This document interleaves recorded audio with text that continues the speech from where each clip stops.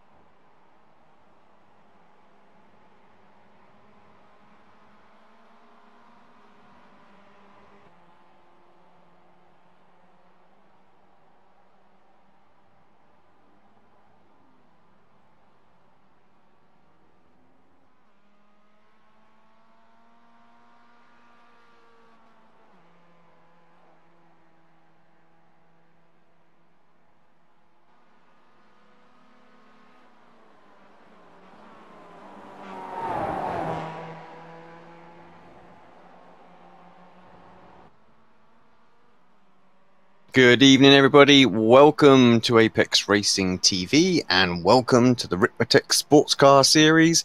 It's the final round. We are at Road Atlanta. We've got an hour-and-a-half long race. I would like to say that we've got an hour-and-a-half long race to settle this championship, but we haven't exactly. Some of the prizes have already been taken. Some outstanding seasons put in by some of the drivers already. Clinch the titles. We'll go through the points in just a short second, but I just want to welcome along for the ride as well for this one our co-commentator Tyler Maxons, and Tyler Vickery will be with us shortly as well. Welcome, Tyler. Thanks as always for joining us.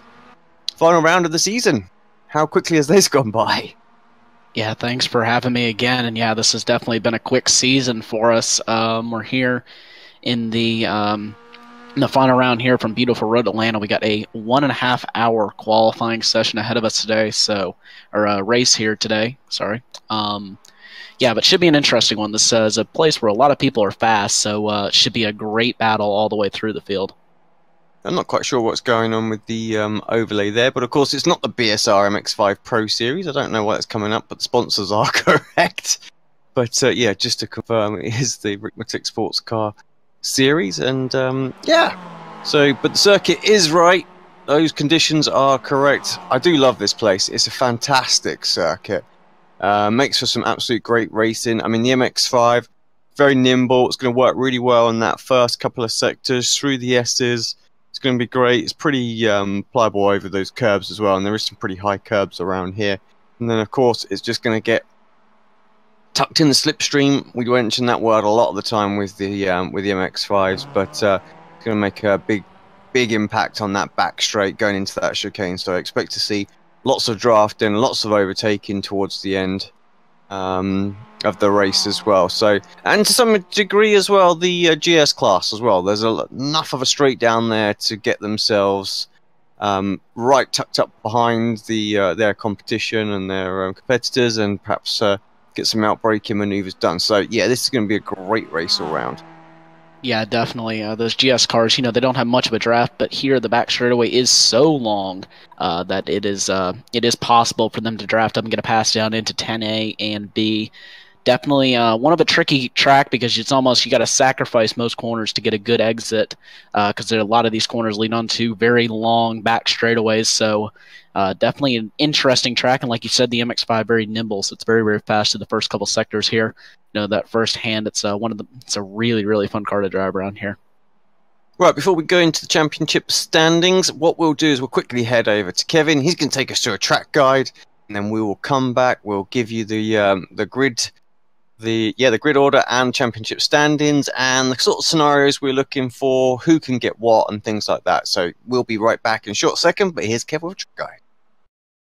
Welcome, everyone, to Road Atlanta. Great to have you with us as we provide you your track guide in the Ford Mustang. And today we come to you from Braselton, Georgia, located just northeast of downtown Atlanta. This track was constructed in 1969 on 750 acres of farmland and quickly became a mecca for road racing, featuring legends like Peter Gregg in his 1976 BMW and the great Paul Newman. The first winner at Road Atlanta was Vic Elford in his Chaparral 2J in 1970. Road Atlanta lives on today, hosting major road racing events, including the Petit Le Mans race held here each year. This track is full of elevation changes, as you will see on our track guide around this 3.5-mile road course through the red clay hills of Georgia. We start our track guide coming down out of turn 11 into the final corner here. The starts of races across this start-finish line are very exciting, as you'll see coming into turn 1. Drivers will sometimes go 2-3 wide into this corner, trying to get that edge to come up this hill to one of the blindest corners on the track. Turn 2, still looking, there it is. Now into turn 3 to the right. Drivers will get a good quick run through here to head towards one of the most famous areas on the track, the S's. Down through this hill, back to the left, back to the right, hard on the brakes for this next uphill blind corner. Coming up out of 5 and down the straightaway. Short little straight, heading towards 6 and 7. Two very important turns on the course. Want to get a good run through 6, get a nice wide entry to set up for 7. You want to get a good rotation here, get that good launch off this corner as this takes you down the longest straightaway on the track and the highest speed section of the track. Drivers in the Mustang will probably reach speeds of 130, 135 mile an hour on this straightaway, but coming down into the next section is so critical. Great overtaking opportunities here, as you do have slipstream on this straightaway. But 10A and B here are very tight. It's a real tight chicane. Got to get that nose to set at the bottom of the apex, come back up out of the apex, up to turn 11 under the bridge here. Blind entry down the hill to turn 12, the final corner on the track, and back to the start-finish line. Very fast 3.5-mile course as we come down into turn 1 once again. That is your track guide for Road Atlanta. Thank you so much for being with us.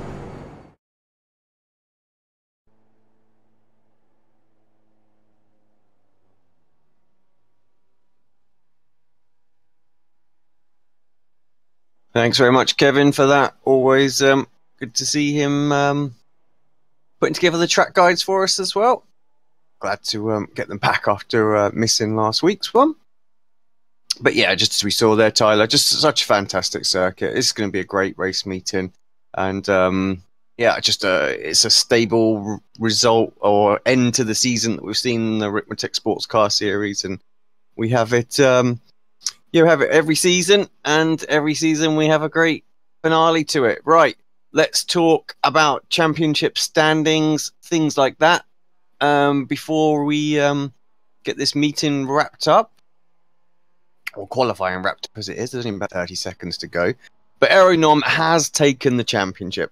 And that was pretty much confirmed last week after such a great result that he had as well. Just it's not been a perfect season for him, but it's been pretty close, and I think that's why he's got that one, Tyler.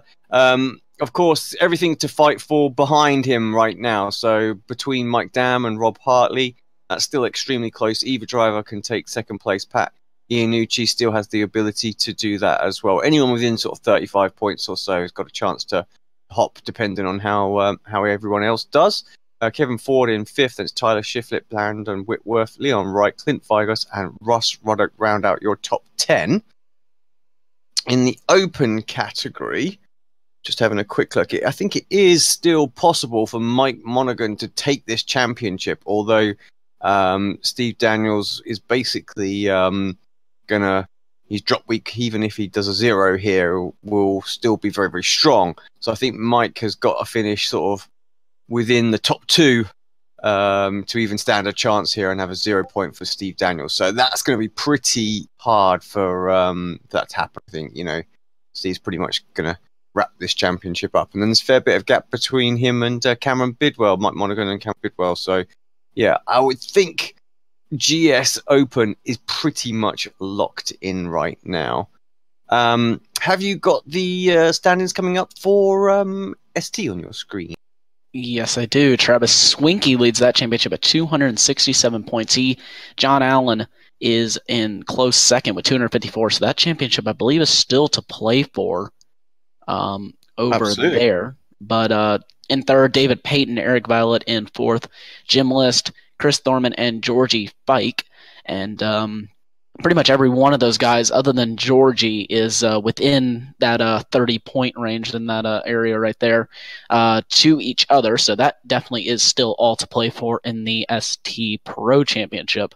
So we look over now at ST Open. Jacob Beasley leads at 192 points, just 1 point ahead of Bobby Childs. So Bobby Childs still in with a chance at the championship. 1 point separate those two. Lewis Loper in third, just a few 5 points back to him.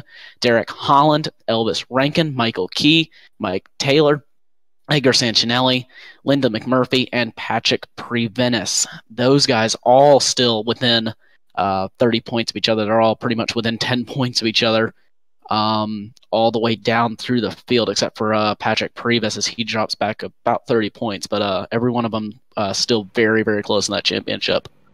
Yeah, so I really need to retract what I said earlier on. So there's absolutely everything to play for in terms of ST. It's just really the GS Pro that is the one that kind of locked down, and that's no surprise with NOM season out there. So yes, we might have to get our calculators out a little bit through this one, Tyler, just to work out who's going to be doing what. But yes, I would also like to thank Proforma Elite Texas Graphics as well for sponsoring the series, as they have done all season long. Great to get them on board. And of course, if anybody is watching, wants to know where they can join this series, well, you can see the URL on the bottom of the standings right there now, and that is extrememotorsports99.com. Head on over to there, speak to Kevin Ford and the guys, get yourself signed up to the league. Obviously, they'll be taking registrations for next season, and it is a fantastic series to be involved in.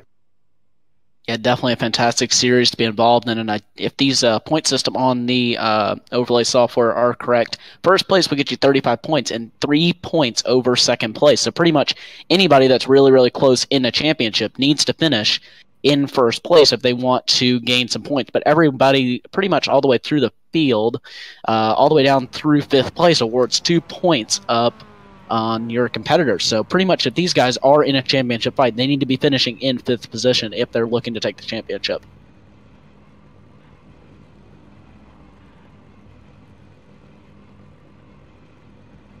Qualifying results up on your screen now. Aeronom starts on the pole with 130.443. He will start at a pole position. Absolutely almost a perfect season for him. Rob Hartley at a P2. Mike Dam P3.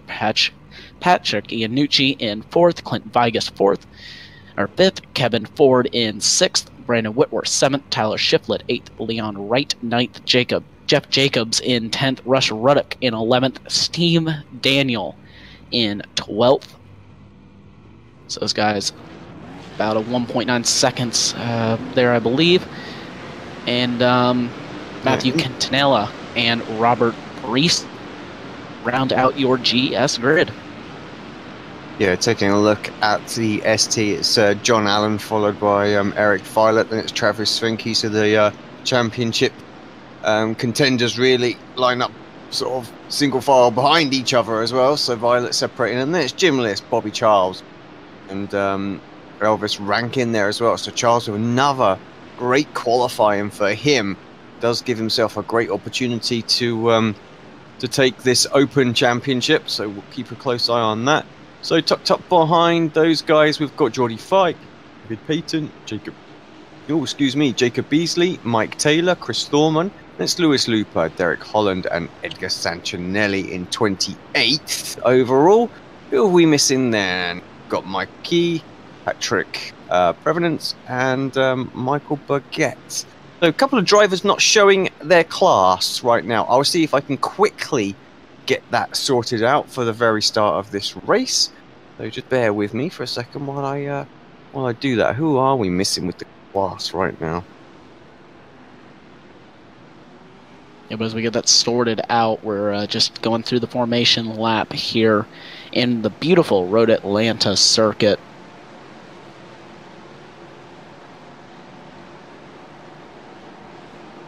So this circuit, though, one of the more challenging tracks on the calendar. It's got a lot of elevation change, a lot of tight and twisty corners, but a lot of also long, flowing corners. Definitely a really big challenge for these drivers here today.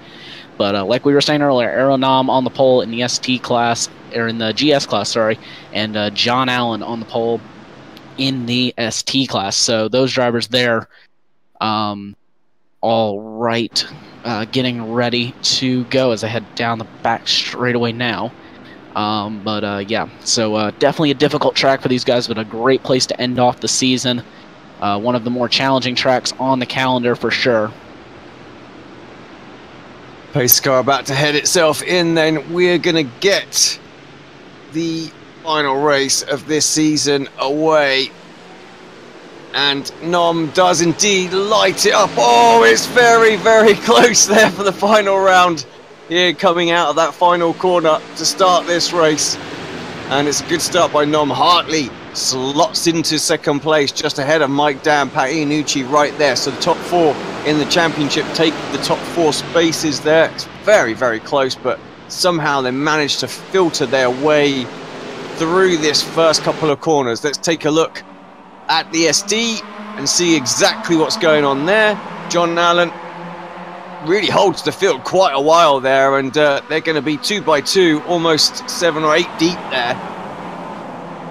Yeah, definitely really, really close. They now bend their way up through turn one. Travis Swinky and Jim List get very, very close, but Jim List will slot into third. But John Allen now has a little bit of a lead over the rest of the field as they head down through the tight, twisty S's downhill now. John Allen now has a little bit of a lead as we have a little bit of a battle further back there between, as everything is jumping all around on my timing screen here, between David Payton, Jacob Beasley, and Jordy Fike, I believe. Those three very close to each other here as we head back to Aeronam and Rob Hartley. Rob Hartley and Mike Dam, I'm sorry. Those two very, very close. They head down the back straightaway. Aeronam still leads, though, as they go through 10A and B. Yeah, good start by everybody. No one really getting involved in anything. This is a particularly good little battle right now. That's Leon Wright, Brandon Whitworth, and Jeff Jacobs on your screen. As wide goes that was Brandon Whitworth, sorry, that just ran just a little bit wide, just didn't get the car tucked in on that final corner, and yeah, drifted out wide onto the grass, lost all kind of momentum, and he finds himself down 6 places from where he started now in 13th. So how easy it is to make a little mistake there going on as we come around to complete the final. The first lap. Oh, getting ahead of myself there. And yeah, it's Allen followed by Travis Tvenke. So the top two, well, they're kind of where they need to be in terms of this battle for the championship. And yeah, the rest really going to sort themselves out. Yeah, and as you just saw up on your screen, 3 wide, and I think we're getting another 3 wide moment into the one of the tighter corners on the track. That's 3 wide. That's very tight.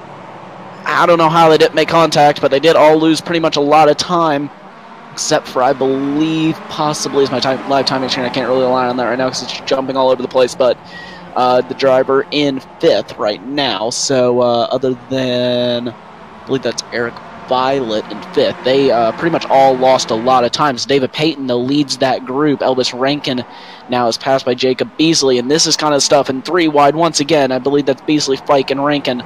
They're all really, really close to each other as they head and get ready to go onto the back straightaway. They're all going to keep it pretty much in line heading onto the back stretch. They're not holding back at all, are they? And you're right, they absolutely killed their momentum there as well. Oh, Brandon Whitworth into the pits. So problems for Whitworth, don't know what that is, but he finds himself in the pits. Could this be a penalty that he's serving? Did he jump start or something like that? We'll see. We'll keep an eye on how long he's actually in there. Stationary might give us an idea. I didn't see any incident or anything like that. So, yeah, very unusual. Good battle, though, on screen here. And that was between Rankin and Beasley still. No one giving anything up. Wilt was still in that pit, so something major must have happened. Dropping down the order now. That's unfortunate for him. Yeah, I believe Brandon Whitworth had some sort of an incident, because I just did check the penalties there in iRacing, and there was nothing on there. Race Control didn't have anything for him, so try to get and see what happened to him here as they climb up the hill. Here was Brandon Whitworth, I believe, going off the track. Yeah. Just didn't get it turned in, and very easy to do here in Road Atlanta, to not get the car turned in, and you can lose a lot of time going down through the front straightaway.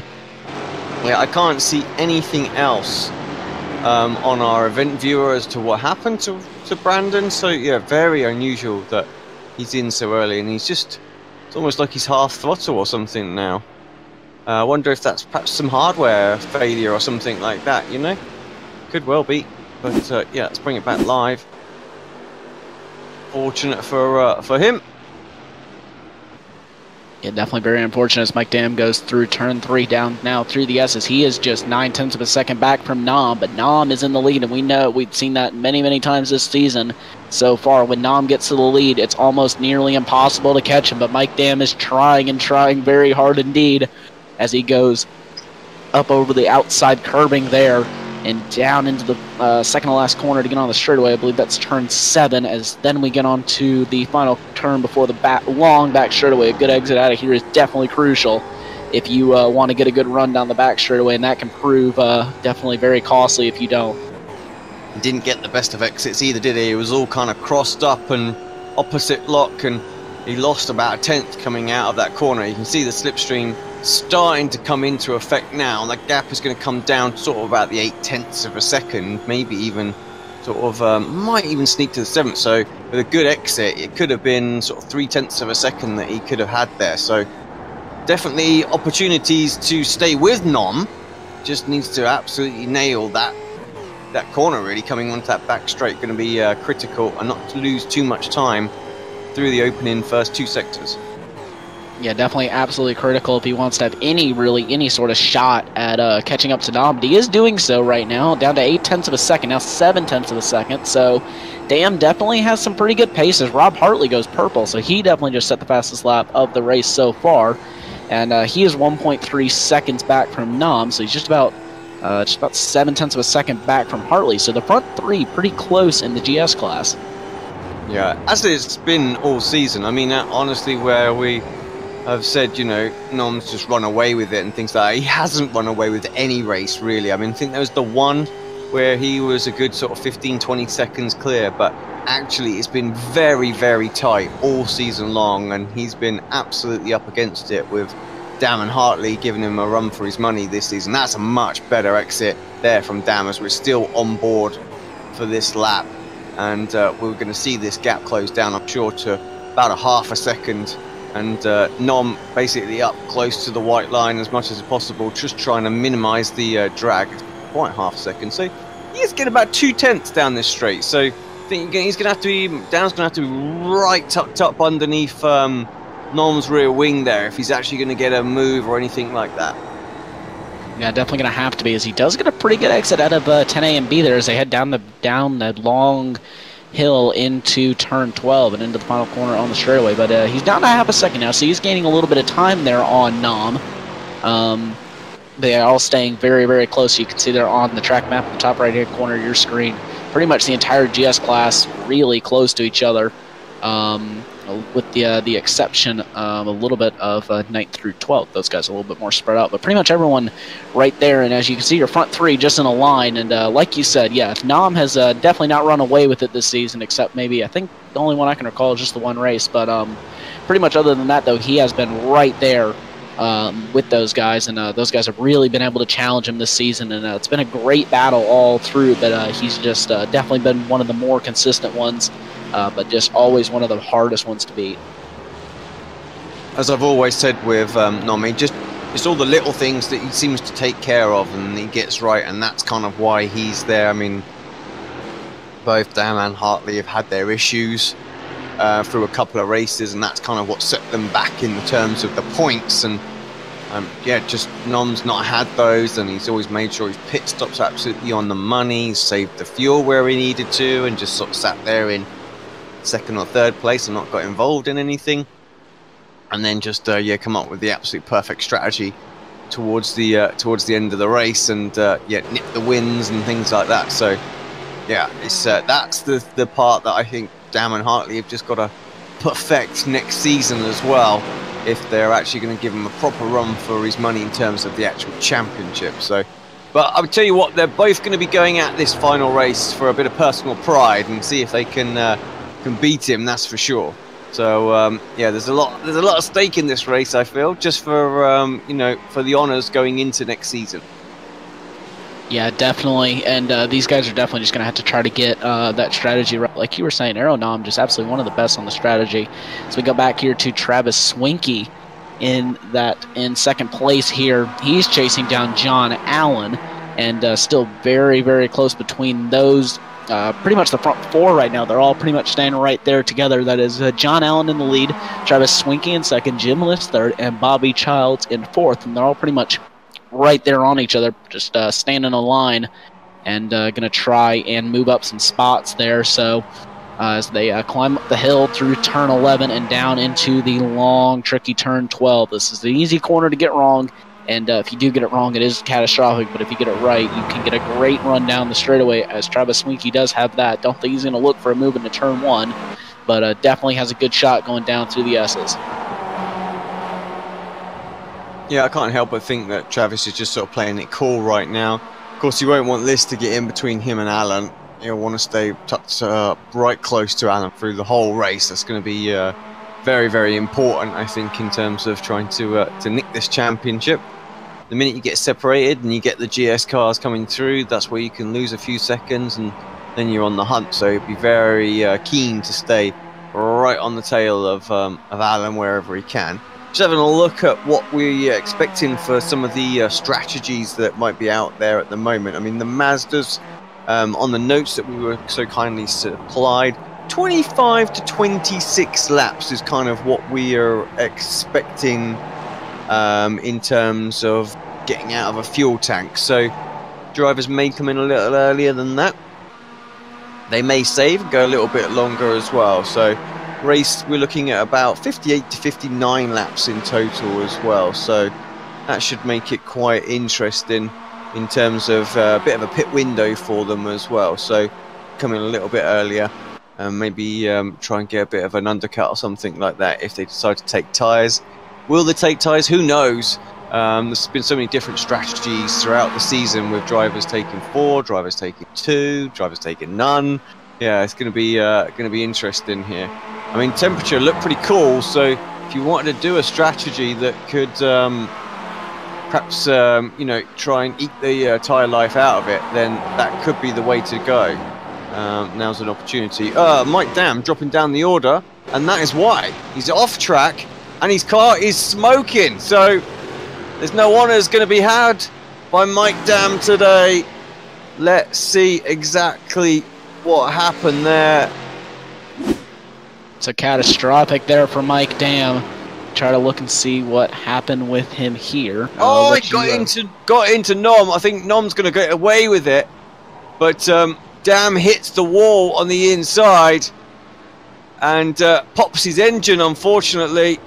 So yeah, Dam out of this one very, very early. Let's take another look at that one back and see exactly what went on. Let's go on board with Dam. Got to the inside. Just didn't. Yeah, I don't honestly think Mike give enough room, did he, for Nom there? I don't think Nom could do anything there. He was just super close. He wanted to get close, but just not that close, I feel. There was just not enough room. And yeah, once they made a little bit of contact, it kind of pushed them towards the wall, and shame. Mike's race over and done with in a blink of an eye. Yeah, definitely a shame for him, and I will just have to take your word for it. I don't know what's going on with my racing today. It's not pulling up the replay for me exactly. It was just going to the scenic camera. But yeah, so Aeronam, you can definitely see the damage on that car, as he still leads, though, in that Team Bushfink Mustang as they now head down the hill, and they're getting to the back of the start of the ST traffic. So this is definitely going to be interesting. Who can deal with the traffic the best? So Rob Hartley right up on the back of him, as Nam kind of gets cut off a little bit there by some of your ST traffic as they now head up the hill into turn 3. This is pretty much crucial that they get by him before this section, because if not, they're pretty much going to be held up all the way down the hill.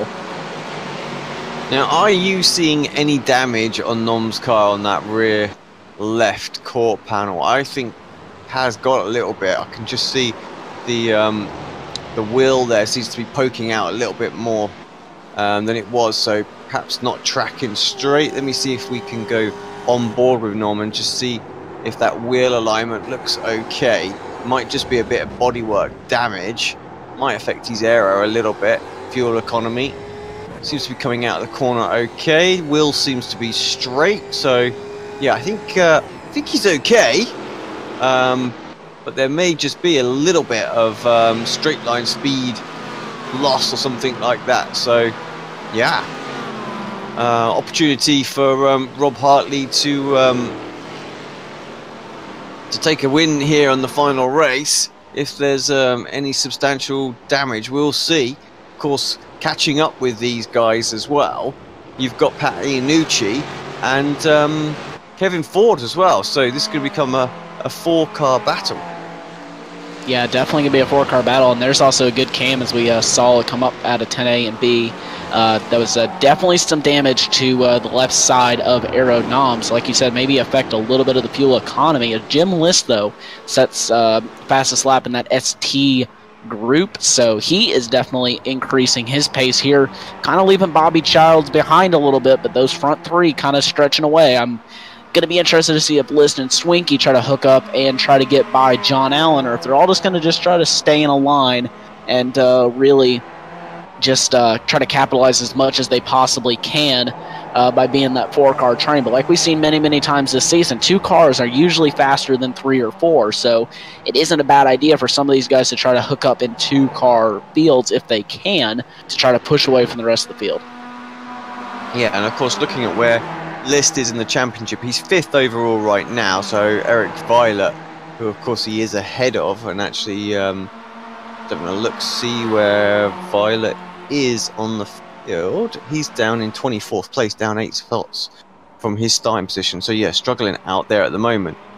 He could have jumped him, but then David Payton, who is in this little group, no, he's not actually, he's leading the second little batch, so is just a few points ahead as well. So right now, List has got a good opportunity to try and jump up to 3rd in this championship. So he'll be hoping to push on and try and secure a podium in this one to get him the points that he needs. And of course, just to recap as well, it's Travis Finke that leads the championship.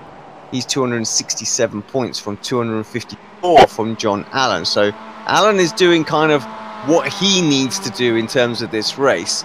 But I think he needs someone like List in between himself and Travis to jump to get the points as well. So he's 13 points behind.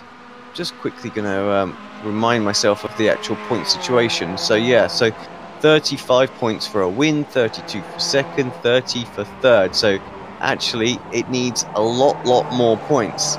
Lot more people in between them. It needs to be like a 6th place finish or worse, I think. No, it's not. It's even more worse than that. I think it actually needs to be around 9th place for Travis, so John to really stand a chance here. Again, I'm not too sure on what they are in terms of drops. That might change things considerably. But yeah, I think right now, if Travis can stay in this sort of top 4 group, then he is more than happy. So don't expect to see Travis fighting too hard if List throws one up the inside here. Yeah, I completely agree with you. I think as soon as the other Tyler gets here, I'm going to start crunching the numbers and see if I can't get us some more accurate point standings. And just seen here, the incident between cars 78 and 93 is under review. So the incident between Aero Nam and I'm sorry? Yeah, it was Mike Dam. 93 is the Mike Dam. So I'm not surprised to see that one being reviewed. I don't think they're going to be able to do anything. I think if anything, it's going to go to the blame's going to be put on Mike. I might be wrong, like I say.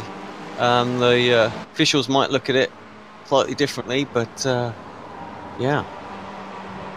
With him out of the race, they can't give him a penalty, can they?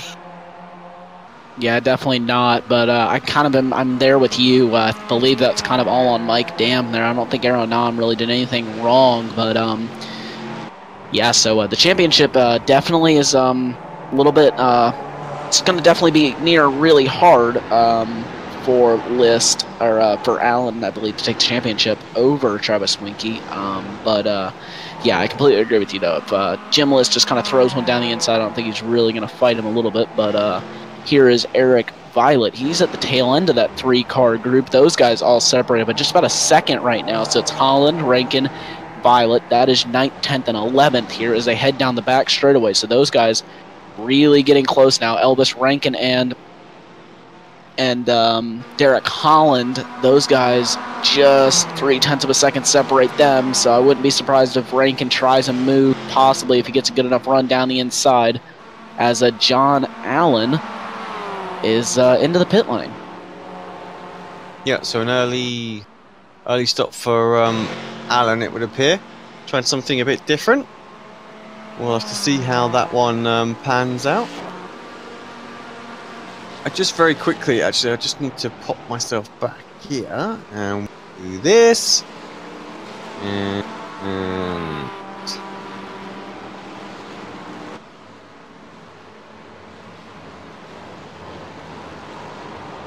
I'm just trying to have a quick look at the Open only, so ST Open. That's what the graphic is showing on screen right now. So it is Charles that's leading the way in ST Open. There's a question that come in on YouTube, so that's the kind of order right now for you. So Charles, Looper, Thorman ranking.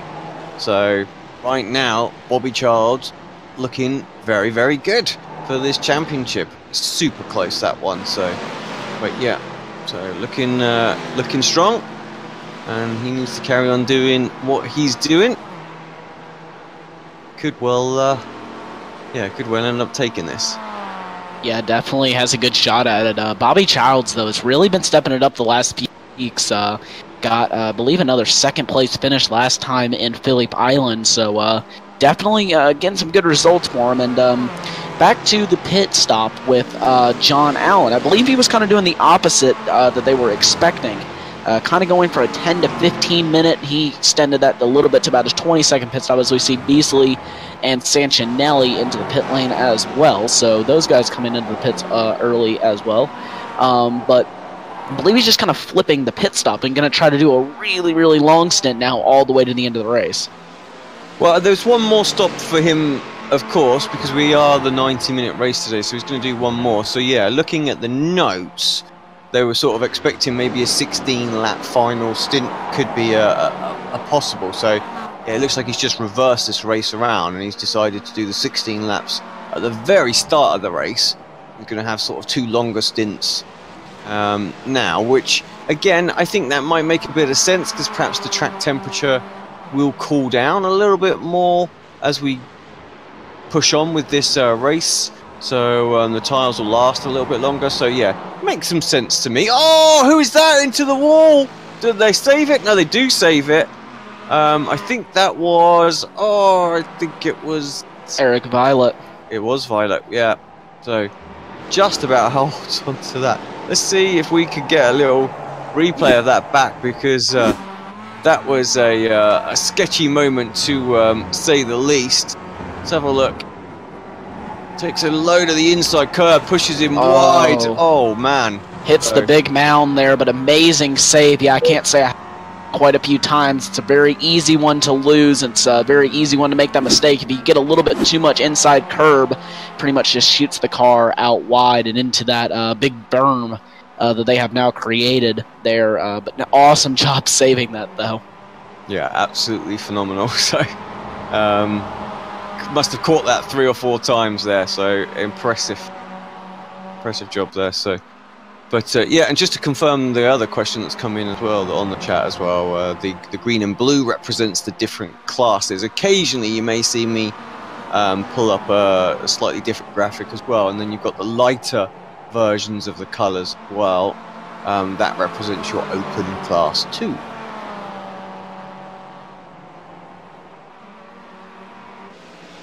Just about separated a little bit at the front. Seems like Nom hasn't got any problems. Hartley did lose some time as they've come through the traffic. Nom always so good through the traffic. The last race when he just did that overtake just before they started going through the ST class and was able to open it up 3 or 4 seconds. It was just an absolutely perfectly timed overtake, and just goes to show that he really is the man to work this traffic.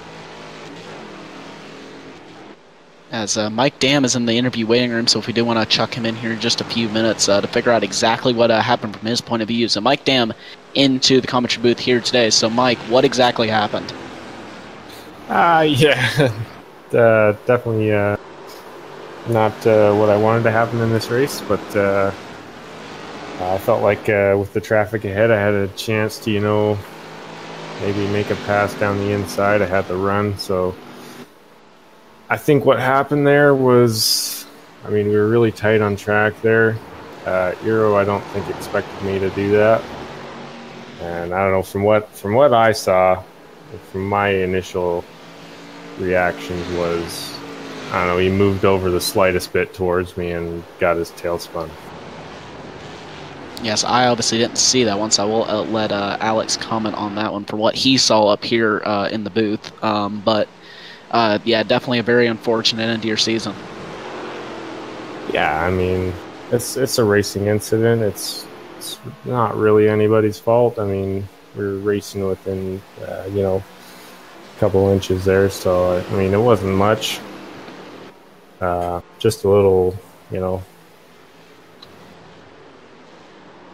little sidestep there, and it was enough to make contact, and unfortunately I got the damage. Yeah, yes, horrible way to finish the season, Mike. Yeah, I said, perhaps I thought you were a little bit close. It's always easy to say that. Look, just scouting back from the different angles that we look at as well.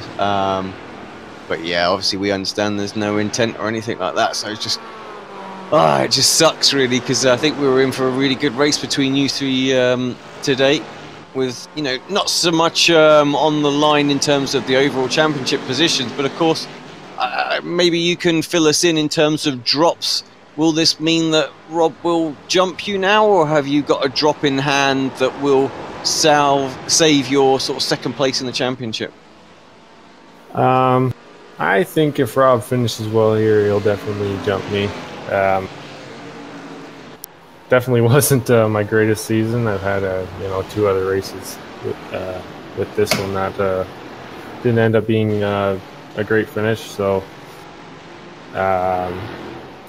Rob's had a couple of races here and there too. Really the only one who's really gone straight through clean is Euro, maybe Pat, but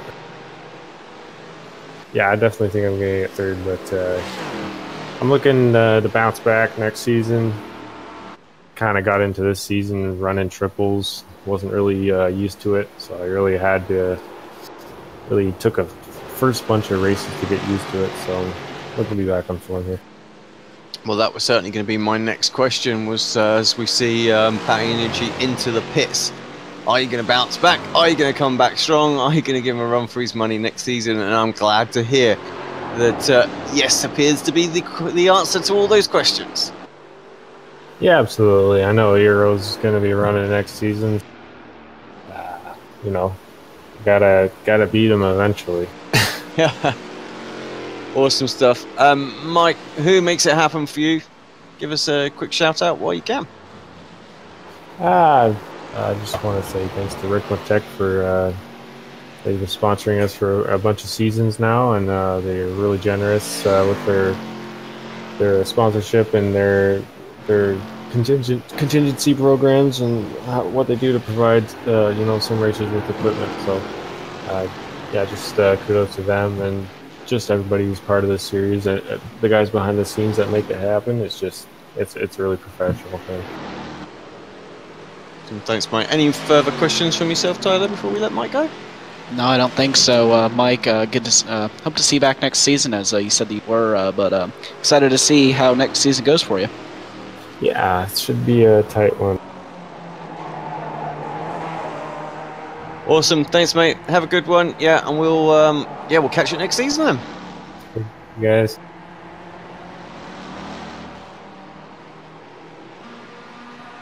Mike down there. Always sucks to have an interview with one of the race contenders so early in the race. Just not even half an hour gone in this one. Yeah, just like you said, and just reading a little bit more on the notes that they provided us.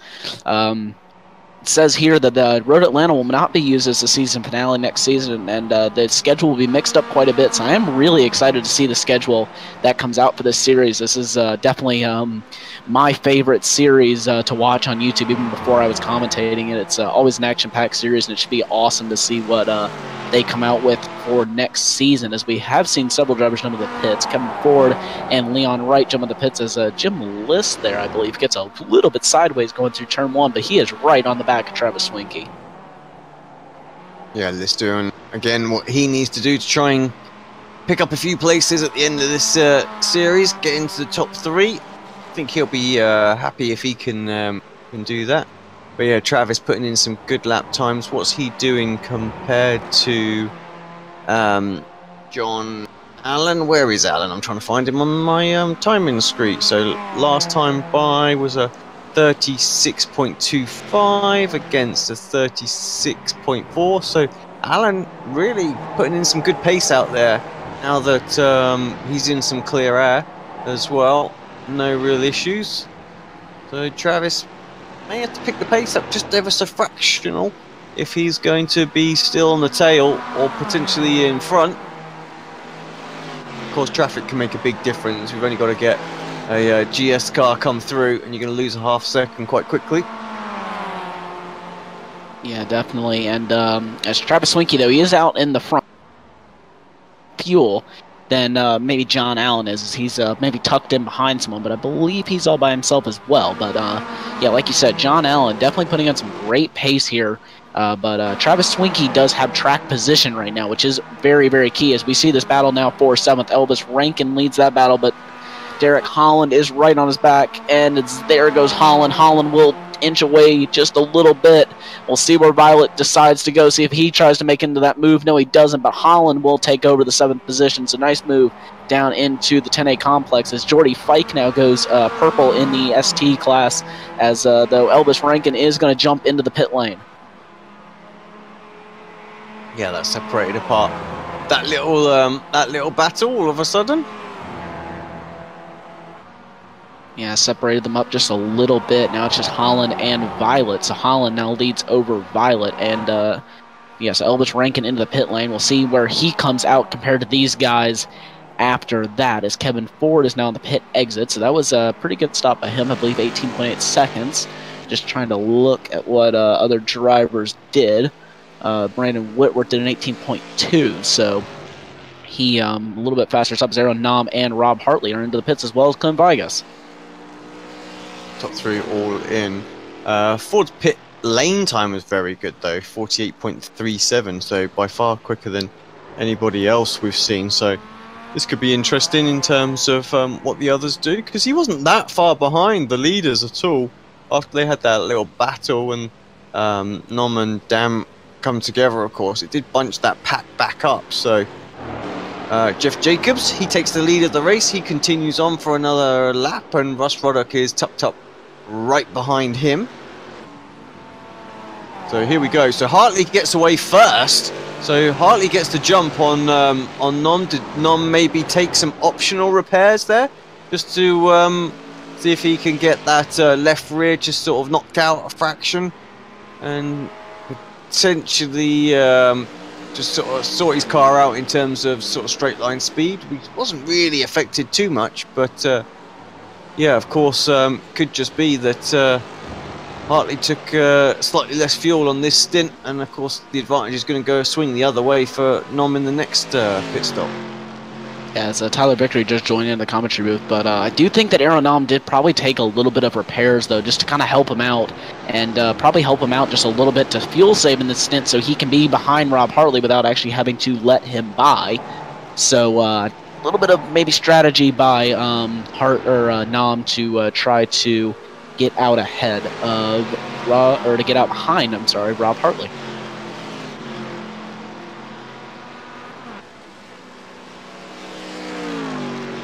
Just trying to see where Ford is compared to these guys as well. Ford has actually come into the pits twice. I did think that I saw him into the pits once before, and I wondered what he was still doing there. So, yeah, he is way, way back. So he's about 30, 40 seconds back on our leaders. So yeah, he's going to have a lot of catching up to do here as well. Matthew Katila into the pits as well. So is Russ Ruddock and Jeff Jacobs. So yeah, not sure what went on with Ford, but yeah, it has caused him some problems. And yeah, he's not going to be racing the leaders like he was, unfortunately. No, I don't think so. And I just looked in there to see if he had any sort of drive-through penalties. He didn't have any sort of penalties, as Peyton and Thornton also in the pit lane, as well as Taylor. They're all in the pit lane. As we still look at this battle in the front, though, Aeronom is definitely keeping pace with Rob Hartley. So maybe he did take a little bit of optional repairs and just try to save a little bit of fuel in this stint to possibly not have to take as much in the last stint and get the track position when it really matters. Let's see if I can find a camera shot. Unfortunately, I don't think I can. Oh no, you can just tell there, looking back, there's still that little bit of damage on Nom's car. So that definitely does not look right there. So I don't think he did take any optionals. I think he just kind of, this is going to be a fuel strategy for Nom. So he just took a fraction more than Rob Hartley has on this stop. Yeah, just looking like he did take a little bit more fuel than him, but this may actually play into his advantage, being that he is behind him and able to draft up with him. As we do look at this now, as we got quite a bit of people, we're looking here with Eric Violet. That battle is still on with he and I believe that's Derek Holland, I believe. Those two still separated by just about 0.7 of a second there as they go through 10A and B. One of the coolest parts in the circuit, and also one of the more tricky parts on the circuit as they head down into, in my opinion, as I believe that is Holland in the pit lane. Yeah, Holland's in. Vike also in as well. So we're still waiting for Lewis Luper to head himself in, but almost everybody has been in the pits now. So yeah, Lewis Luper, Eric Violet still to come in. And at this point, we will bring in Tyler Vickery. Tyler, welcome to the final race here at Road Atlanta and the Ricmotech Sports Car Series. And yeah, first off, how you doing, and how do you like this circuit? It's been pretty good today. It was a little up and down, hectic. I have to admit, this track has I've had some good moments. And I've had some bad moments. a lot of my good moments, though, has actually been with the MX-5s here for the British Touring Car. I've actually had some fairly decent results. I know last season I didn't do too bad. I'm still getting used to the Kia Optimas, and I actually did fairly well. MX-5s was the same way. It just seems like the technical aspects, especially when you get into the little downhill and then going right back up to the uphill in that little chicane area of what the S's are, that it seems like I can be able to make a lot of ground over in that area, and that was where a lot of my advantage was. But this track's worked really well for me, and I'm kind of excited with getting to see how this race plays out. Well, we ran through obviously championship sort of scenarios and things like that earlier on, and as you'll be picking up on the GS, it's pretty much wrapped up as well now. I mean, Nom obviously had the championship, and what you perhaps missed earlier on was the fact that Mike Dam and Nom just had a little coming together, but it caused Dam to retire. So we're looking at Hartley taking second and Dam holding on to third place overall in this championship. But I'm just going to quickly refresh my myself in terms of the open class. It's all between Mike Monaghan and Steve Daniel, so that's an interesting one. And I think Daniel's doing enough right now to hold on to that one. Yeah, and I'm looking at it real quick here, and I'm gonna look at the live timing to see exactly where Steve Daniels is at. But on here right now with the GS Open class, with Daniels holding a 29-point lead, even though he's going to be replacing a 0 score for a missed race, there is a slight chance that Michael would have to finish top 3 in the race, and then to have any chance of taking the Open division. So right now, where Mike would be at right now with Mike. Let me see. Actually, I don't even see him. I'm not seeing him either. I was just about to never mind. So, never mind. So okay, Daniels has the championship then. So GS class is pretty much bragging rights now. But yeah, I'm gonna be keeping an eye on the live timing, especially for the ST class. I like how this championship is going to be coming down to the wire. So it's going to be a lot of things up in the air, and anything can happen. It's strange. Just to bring back in Tyler Maxons for a second. I'm sure I saw Mike at the start of this race. Yeah, I'm near positive I saw him as well. I don't know what happened to him. Eric Violet, though, into the pit lane. And Rob Hartley and Nom just completely zoning out right now, trying to do some calculations here on the current championship standings. Yeah, that's really shook it up a little bit in terms of what they were fighting for in terms of GS Open. So I think that's pretty much done and dusted now as well. So yeah, very odd. Like I say, it's just not showing on my timing screen at all anywhere. So yeah, it all comes down really to ST Open, which is just 1 point separating them, and ST Pro as well, a little bit further apart. And with Travis doing what he's doing out there, he should be able to hold on to this. But yeah, all of a sudden, we're really focusing our attention on one championship battle, and that's between Jacob Beasley and Bobby Charles out there. And I just overheard on the radio, it sounds like George Fike's having some issues, and he sounds like he said he was going to put it into the pits and call it a day. So unfortunate break there. Now, car looks okay, so might have been, I think it was something hardware he was saying. I don't know, I'm not 100% sure, but I just overheard on the voice chat he was saying something about a hardware issue. Oh, that's a shame for Fike. He's just had a pits as well, one of the latter to do that. Alan just put the fastest lap of the race in as well. Worth pointing out. You can see that there are a few little good individual battles going on out there. Jacobs and Ruddock, have been very close for a long time. Ferguson right there as well, and we've still got, well actually, what we need to pick up on is this position change. Well, oh no, sorry, that's been there since the pit stop, hasn't it, of course. Hartley getting in front of Nom during the pit window. Right, let's take a quick opportunity to head towards a commercial break. Say hello to the sponsors. We'll be back in just a short second.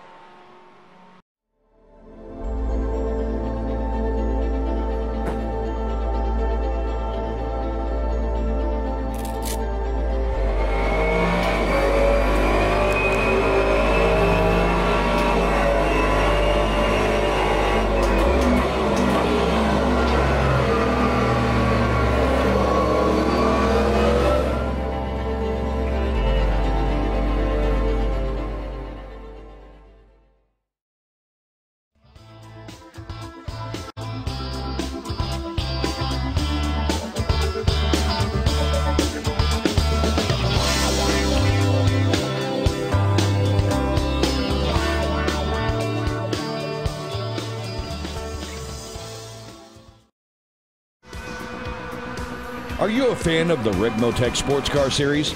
Now is your chance to show off your favorite sim racing series by visiting our online store. With clothing and apparel for women and men in all sizes, merchandise and gift items like coffee mugs, laptop skins, mouse pads, and many more items to display your passion for sports car sim racing. Visit us today at ExtremeMotorsports99.com and click on the online store button. Thank you for watching and supporting the Ricmotech Sports Car Series.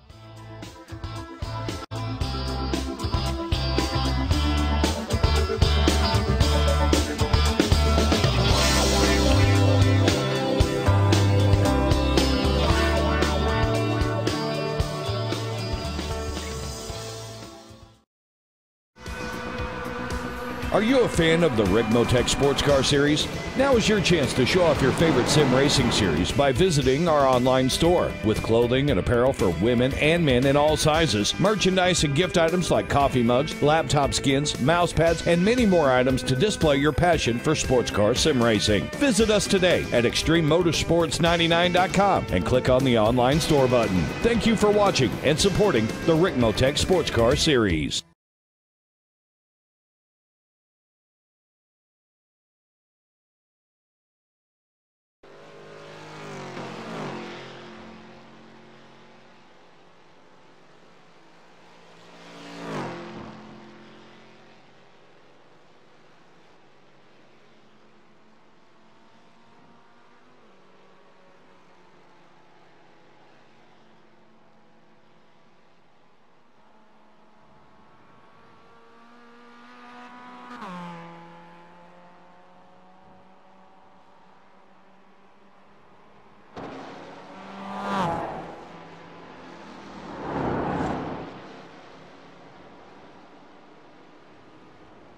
Welcome back to Apex Racing TV and the final round of the Ricmotech Sports Car Series. Shout out and thank you to our sponsors, as always, for supporting the series. And of course to Pro Formula Elite, Texas Graphics there as well, who have come on for the first time this season. It was good to have those guys doing that, and yeah, supporting the and sponsoring the qualifying of the series as well. But yeah, we were just talking off air about all the different permutations and things like that, and the way that this race is kind of unfolding. It does look as though people are going to hold on to this, and we can almost sort of predict, unless there's absolute disaster out there. I don't want to commentate, curse anyone, so I'm not going to say anything right now on air. But yeah, the drivers that can win these championships right now, they've just got to keep doing what they're doing right now, and they will be able to hold on to it. But yeah, I won't name any names or anything like that. I know it doesn't help you guys that are watching it, but yeah, we are famous here on Apex Racing TV for commentating curse people, and it quite easily put somebody into the wall, and I don't want to do that. So. Yeah, I can agree with that. Especially when we can blame Chaz for one. Yeah, I think I've actually done that. I believe I've actually done that at one point in this season. I've pretty much vowed to never do that again, because it was pretty much just about 20 seconds later. I remember that race too.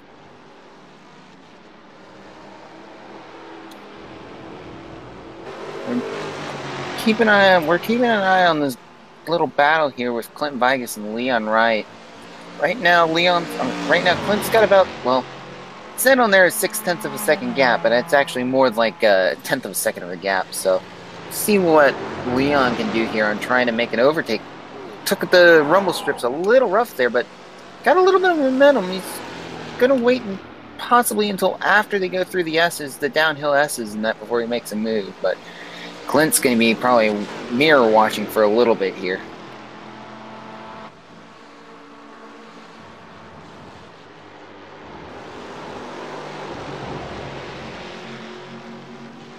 So he's got a little bit better run out. Don't know if he's got enough of a gap though. Just straight line speed's very short through here, and probably just setting up for the long straight. If he can make a good run here, he's better exit. Might have an opportunity here to overtake on the long straight. We'll see what Leon decides to do here. Definitely, as they're very, very close, just about a tenth of a second separate them. The best, probably one of the best passing opportunities on the circuit down into 10A. Also one of the more tricky corners on the circuit, so Leon Wright, if he's going to make a move, that's definitely the best place to make it. He doesn't make the move going into there, but another good passing opportunity is down into turn number 1. So if he gets a good exit out of 10B here and down the hill through the 12, and is able to get a nice run on him, he has a possible opportunity down at 1. He's making that lunge, looking for it. Clint takes the inside line, though, just to block him off. So, great defending by Clint Vigus current. Yeah, great job by him. And as we were talking about off air with the current championship standings, as saying Travis Swinky is out of the race. I don't know exactly what's going on there, as he's dropped down to 4th place. I don't know if we can't get a replay on that or get over to him and see what's going on there, as he is dropped down to 5th, so definitely something wrong. I'm gonna look.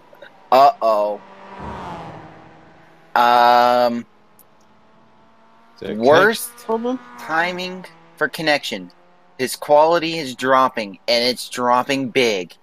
It's down to the 30s. Oh boy, this is...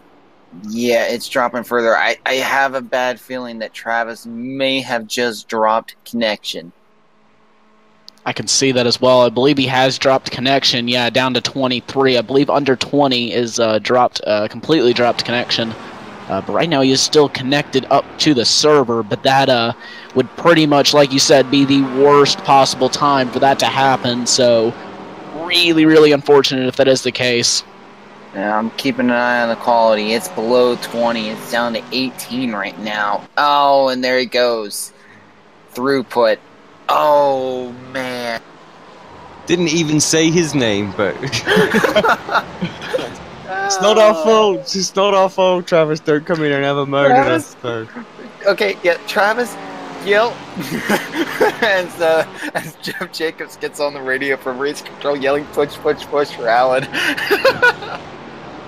Travis, do not blame us. That was not our fault. We did not say anything. We're saying this up front right now. Oh my gosh. I love how we talk about not commentators cursing somebody, yet we just think about it, we still curse them some way. Oh my gosh. Yeah, some major implications then, really. I mean, if he can get back in and connected, well, no, this is the thing, he's lost so many places now. I think he's pretty much handing this to John Allen, hasn't he? Wow. What a way to lose it. You're absolutely kicking yourself. You know, there's nothing you can do. They have their issues. So, I mean, yeah.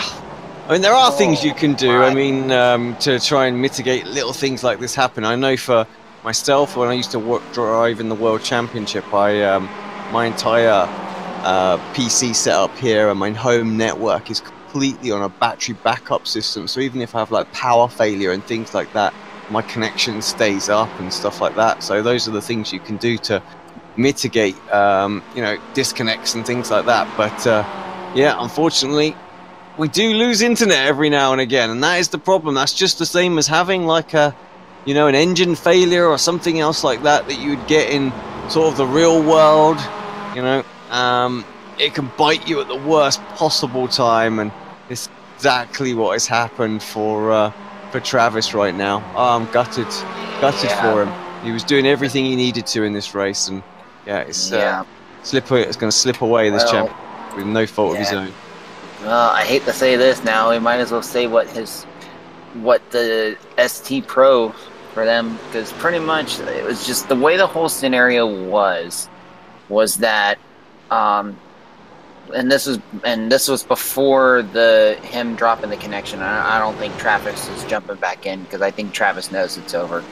What ended up the situation was for Swanky is he had it either, if Swanky just stayed in the top 5, not worried about John Allen at all, Swanky would win the championship. The scenario that John Allen had has to win the race, get all 3 bonus points that are available, and then have to have Swanky finish 6th or worse to win the championship.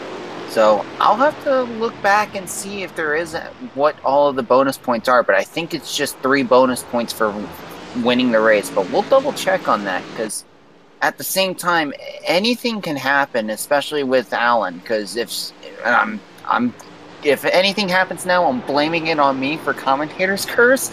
But if something happens like that, especially with about a little bit less, about 30 minutes to go, if anything happens, it's pretty much John Allen's championship to lose now. Yeah, and I do have up here the bonus point. So there's 1 bonus point for leading a lap. There is 1 bonus point for top qualifier, and then there's another point for most spots gained. So those are your 3 bonus points that you can get in this race. Okay, so looking at the standings, so Allen's already got 1 point for leading a lap. And then what was the second one again? Top qualifier. And I believe he was top qualifier. Allen was top qualifier. So that's the second point. And then the third point is most positions gained, which he can't really get. So in actuality now, Swanky can finish 6th or worse, but at the same time, Allen still has to win the race. So if Jim Liss is able to catch up, or even David Patton, John Allen can still lose this championship. Yeah, and I was going through the point standings, and Travis Swanky, I believe, already had 1 DNF this season, so we will have to use, so he already pretty much has already used his drop. Haven't looked over at John Allen yet, but at least for Travis Swanky, he's already used his drop this season, so he is pretty much out of that contention in that fact that he could possibly mitigate this with a drop, but definitely not going to be the case for Travis. Yeah, so a lot of things can happen now. So it's this ST fight's going to be very interesting to the end now, because it's going to be Jim Liss can be a sleeper pick here, can really ruin Allen's race. So Allen's going to have to be very cautious, especially with looking at the timing. With right now, Allen's in 3rd, so a lot of things to be played for, and anything can happen. Definitely anything could happen, as we are looking here at this battle for 6th. Jordy Fike and Elvis Rankin, just 0.4 of a second separate them, and then Chris Thorman is a further about 1.4 seconds back, but those 3 pretty close to each other here in this battle there. They do have a GS car coming through, so that hopefully won't make too much of a difference. But I may try to jump over here to TeamSpeak in just a few minutes to try to see if I can't get Travis to come over here and give us a quick interview and confirm exactly what happened, if he is indeed over there. Yeah, I'm looking at the live timing. Allen is live timing. It's got him falling down the order. Okay, it might be just mine then. So he's still hanging on. Roughly, looks like I want to say about a good. He's got a decent little gap, I want to say, but man, a lot of things still to be played for.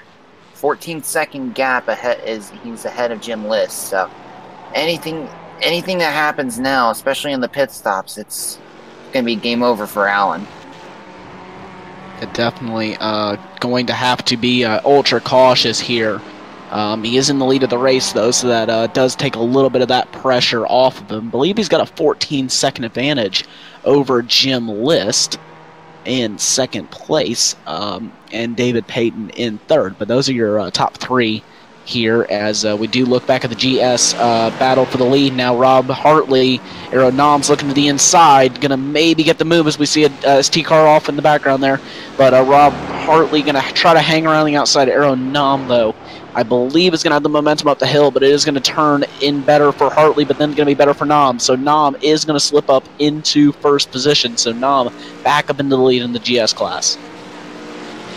Talk about timing as well. Russ Ruddock coming out of the pits as soon as Hartley and Nom were coming into frame. So that was really going to be an interesting pit out there for Russ Ruddock. So he was able to keep it clean and not get involved too much in this battle. But boy, anything could have happened. Yeah, this battle's definitely still not over. Just Rob Hartley just 0.2 of a second back from Nom, and he's pretty much looking left and right.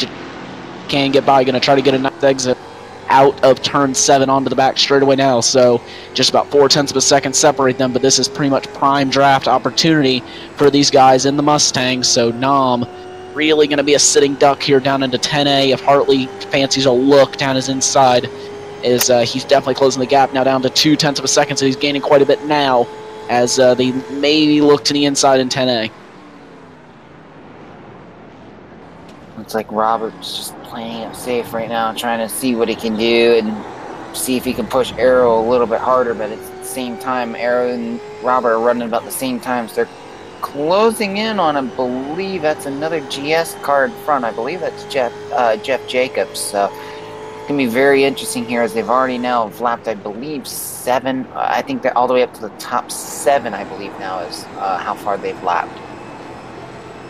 Yeah, so these two definitely just in pretty much a league of their own right now. Those guys very, very far out ahead of the field. You got 16 seconds to Pat Iannucci in third, but Rob Hartley still not letting Aeronom get any sort of way, but right now I think he's just going to try to play this one a little bit smart, try to save some fuel, and but not let Aero get too far away, because we've seen what that does in the past. Pretty much just lets Aeronom just streak away with the victory.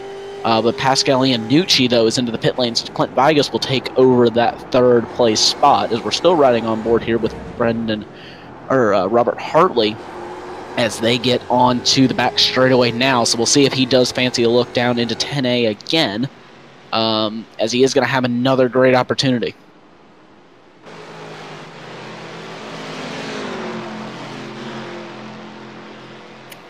Rob should have a little bit of momentum here, a little bit of draft. It's not going to be enough to make an overtake, but it's going to bring it down, bring that gap to about 0.2 of a second roughly. And there's the orange car, and I believe that's Jeff Jacobs there.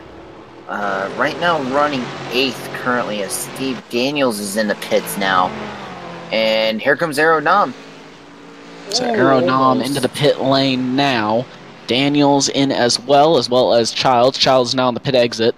So he will be in, I believe this is the final stop of the race for these drivers, just 1 hour and 1 minute into this race now. So out of the 1.5 hours, so we're pretty much 2/3 through this race here today in Road Atlanta. There have been a lot of things still to play for. Have an unfortunate issue with Travis Schwenke losing out on internet connections really has opened up this now for John Allen. I believe is still leading the race currently, as there goes David Patton in the pits now. Jim List is hanging out there still. I believe Allen has pitted already. Yeah, I believe Allen has pitted as well. So right now Jim List is in the lead. David Payton is now on the pit lane. So we're going to try to keep an eye here on where John Allen comes out and see if he can retake the lead of the race. And Jacob Beasley also in the pits, and Kevin Ford. Those are your 3 guys on the pit lane right now for their final stops of the race, I believe.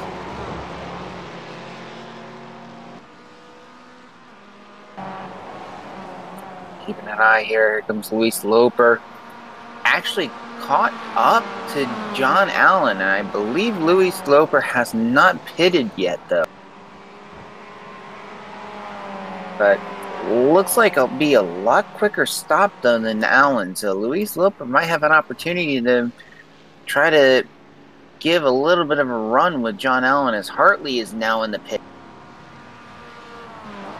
Yeah, so Rob Hartley into the pits now as we have the track map up on your screen, so going to really be able to see where the guys such as Aero Nam come out, as Aero Nam is now going down the front straightaway. So Rob Hartley, I think he is going to lose quite a bit of time here in the pit lane, as there goes Aero Nam through now. So yes, he is going to lose quite a bit of time in the pit lane, so that is a lot of time they're lost for him, as Jim List also dives into the pit lane.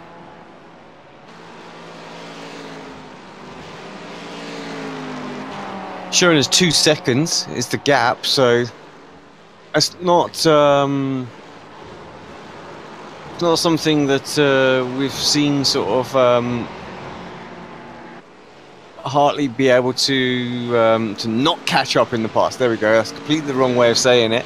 But yeah, he certainly caught that sort of time up in the past. So I don't think this race is over and done with. A little bit of traffic on one lap, you can lose that time straight away. So I think this race is very much still alive. This is going to be an interesting close to the season between these two. Yeah, I completely agree with you on that one. It's definitely an easy thing to lose and a loss an easy thing to catch up. Like you said, just 2 seconds, so a little bit of traffic, and Rob Hartley is right back on the bumper of Aero Nam.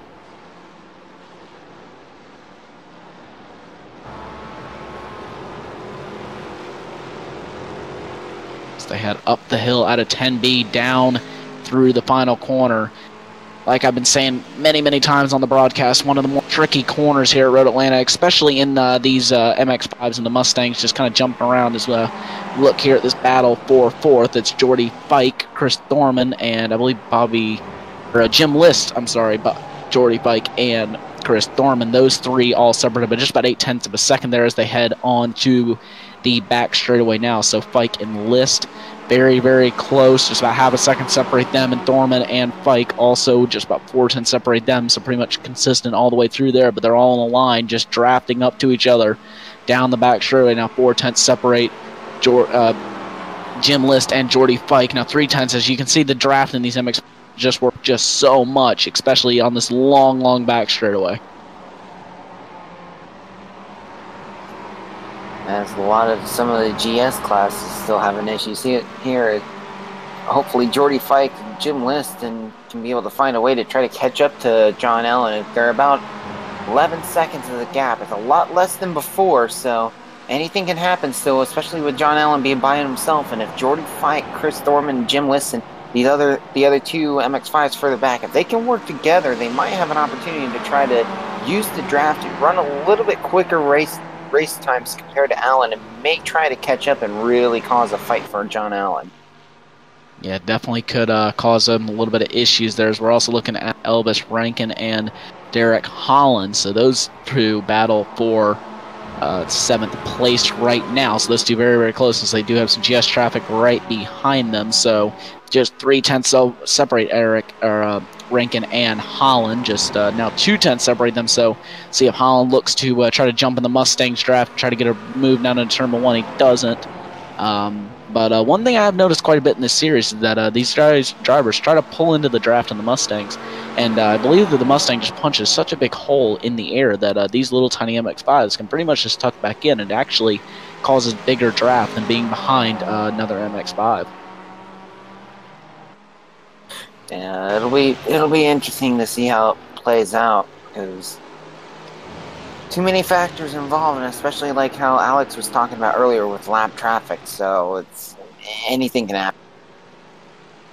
Yeah, indeed, and pretty much anything can happen. That's now it's just 0.6 of a second, like we were talking about. Easy to catch back up for Rob Hartley. Just a little bit of traffic to help him out, as he's now 0.6 of a second behind Aero Nam and in the slipstream down the back straightaway. So like we were talking about, very easy to catch up, have little mistakes or whatever, and catch up a gap like that. So Rob Hartley doing an absolutely amazing job catching back up to the rear end of Aero Nam.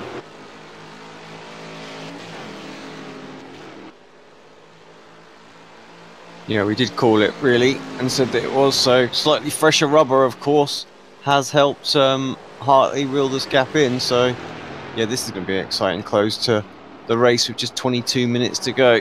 That's for sure. These two are still absolutely nipper tuck, Rankin and Holland. Nothing between them.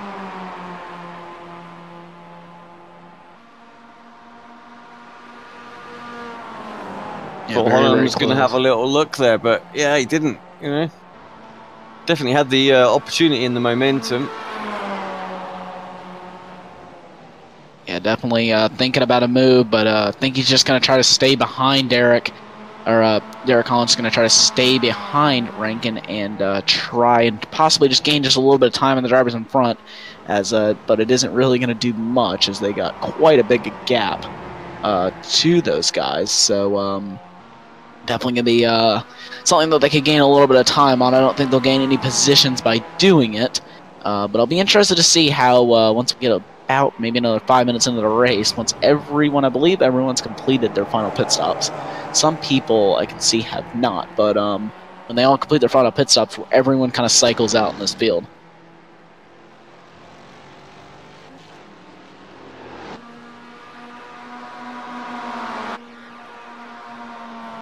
As we're keeping an eye now on Jim Liss, looks like he's gaining a little bit on both Luis Loper and John Allen. Luis Loper's only got about a 3-second gap to John Allen, so Luis Loper's got an opportunity. It's going to be very close coming down to the end with about 20 minutes to.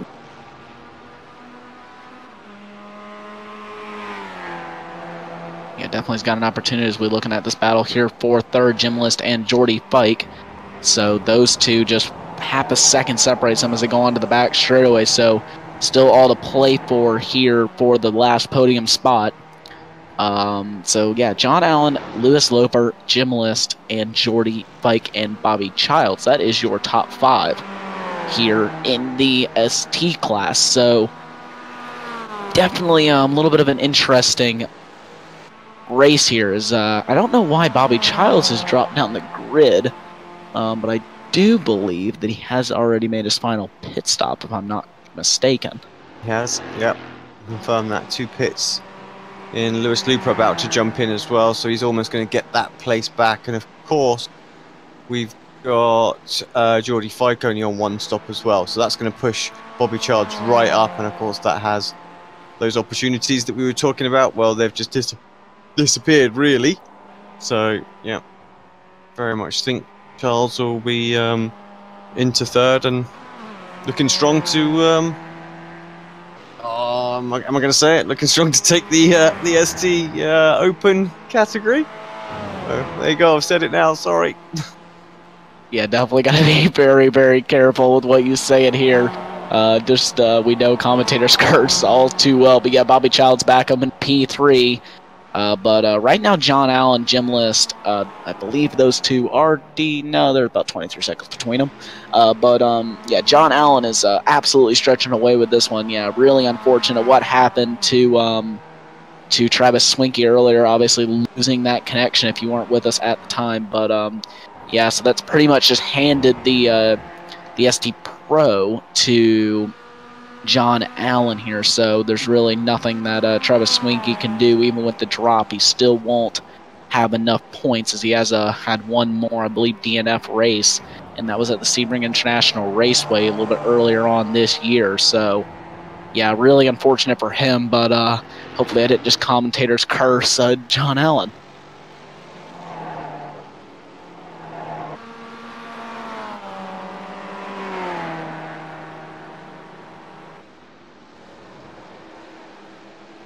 So back to the lead battle here in the GS class. So Aero, at least still just 0.6 separate them though. So those two really, really close now. They got quite a bit of a gap over Pascali and Nucci. So those two pretty much absolutely gone right now. They really don't have anything to worry about there with Ian Nucci challenging. So these guys can pretty much battle here from here on out, I believe, and still have enough of a gap to maintain their 1-2 status, but I definitely think that you will see these guys just going at it in the last corner for bragging rights of the last winner of this championship.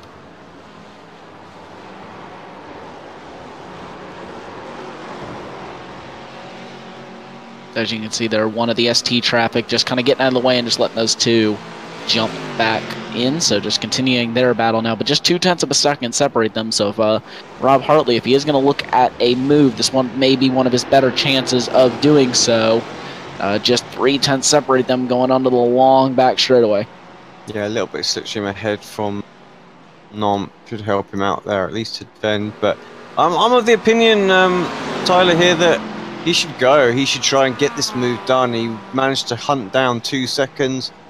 Tyres were obviously a little bit better, and he's not having to save any fuel or anything like that. So try and get by and see if he can't edge away or anything like that. It only takes what we saw last race, a couple of bits of traffic where he loses a couple of seconds again, and he's going to find it really, really difficult. Of course, if he's got that track position early, then it can swing in his favour that way. So, yeah, I think don't sit around behind and try and wait to the last few laps. I think get by now and try and pull away.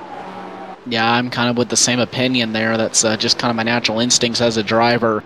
Just really, I'm always want someone who lead the pack. It's never like me to stay in second for very, very long. But yeah, that's definitely something that I think Rob Hartley should do, because if Aeronom makes a mistake, which is kind of unlikely, as Aeronom's pretty much a perfect driver, then that could just allow Rob Hartley just to make an easy stretch away instead of having to then get by him and then try and stretch away that gap. And right now I do believe he has the pace. I believe he's just about 0.2 of a second faster than Nom last lap. While I do think that the draft had definitely something to do with that, I definitely think that he does have the pace to lead.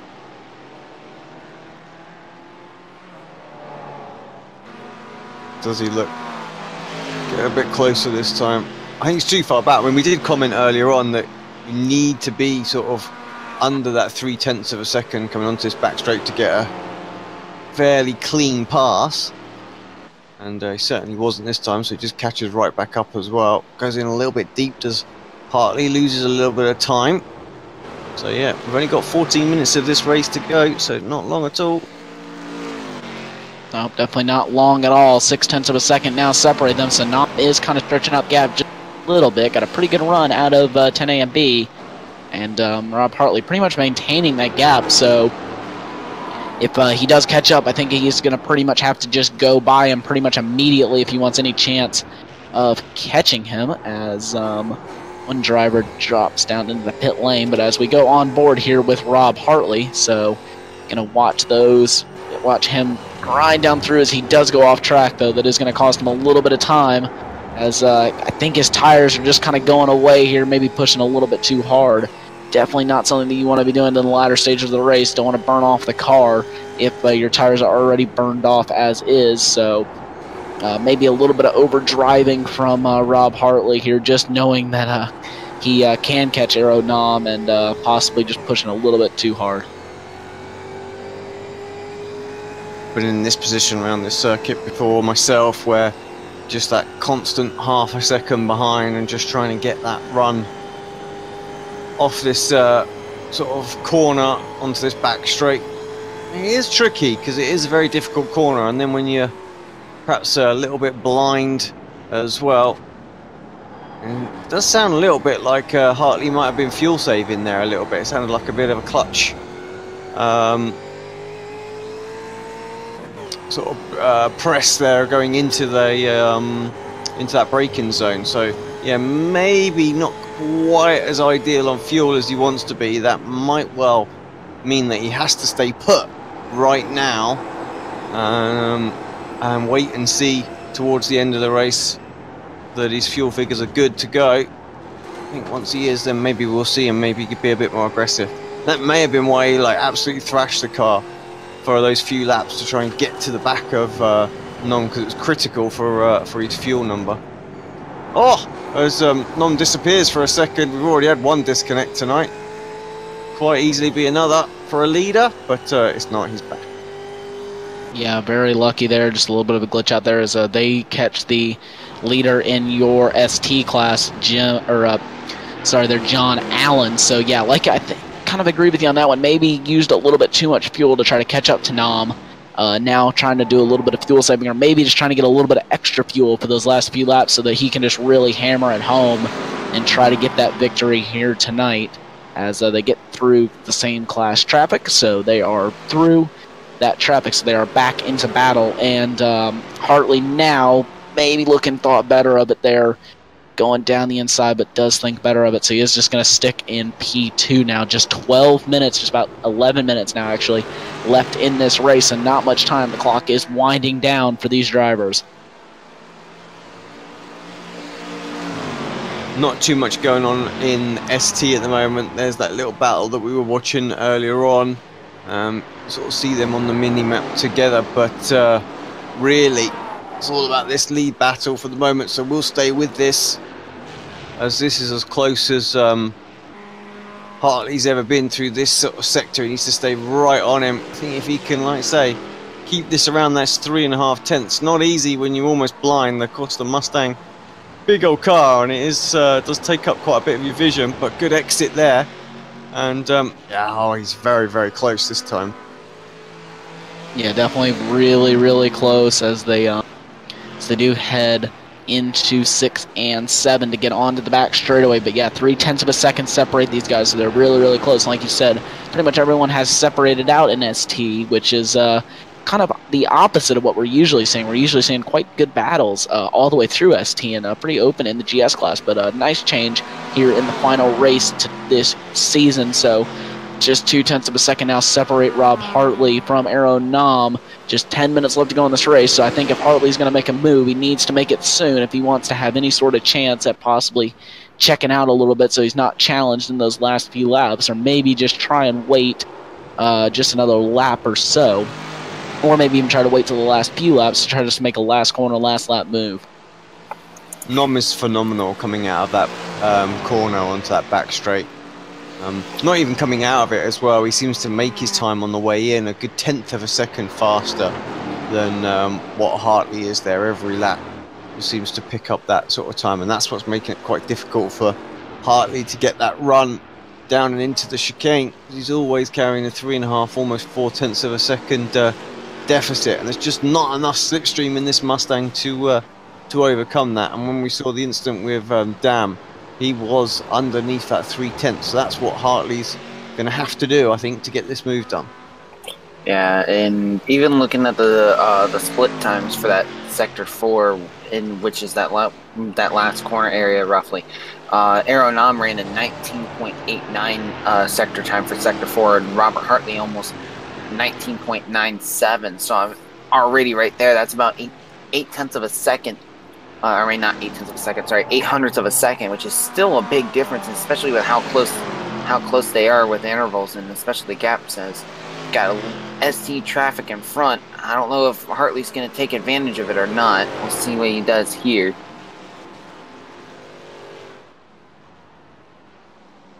Still just not close enough. Looks like it gained a little bit, up to half a second now, and starting to gain a little bit more as Nam just ran through that. Just we'll pick up on another little battle that's going on out there, and that's between Ross Roddick and Jeff Jacobs. They've been pretty much inseparable all race long, and exchanging positions though, that's for sure, because earlier on when we checked in, of course it was Jacob ahead of Roddick, but yeah, he's looking like he wants to get back past. And actually now there is a good little battle going on in ST as well, and this is for 6th overall, 6th, 7th and 8th, Rankin, Thorman and Holland. Yeah, so those three just separated by just about 0.8 of a second. As you can see, Thorman and Holland just really put down that back straightaway to catch up to Rankin there, to maybe try to have an opportunity on him here in the last few laps, as we are pretty much just, I believe, winding down or on lap 54 right now for your two leaders overall. So these guys going down to 10A and through 10B now. So you can see Holland and Thorman pretty much glued to each other's bumpers there as they head down the hill, trying to gain as much time as possible. on Elvis Rankin. So they are going to have a pretty good slipstream down this front straightaway, and with them both pushing, they definitely have a shot at catching up to Elvis Rankin.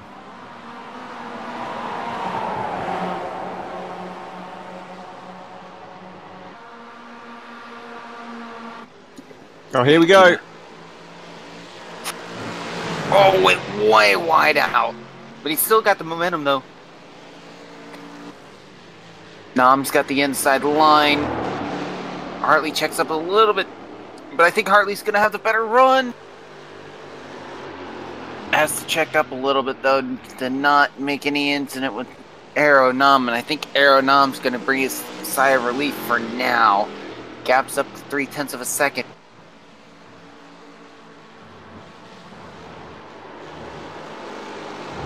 Yeah, so Nam retains that lead there as they head down the little short straight before they get into turn 6 and 7, which leads on to the back straight. Like you were saying earlier, Nam is very, very good through this through turn 7 here to get onto the back straight, which is definitely helping him just pull a little bit of a gap. But there is only 0.3 of a second between them, so there will be quite a bit of tow down the back straightaway here for Hartley. And will be interesting to see if he looks for a move down into the hard braking zone. Might just see it, especially with about 5 minutes to go. Here he goes. Feeling late braking. Here we go. Oh, he gets on the brakes a little early. Actually doesn't go for it. Oh, a little surprised there. He had the momentum.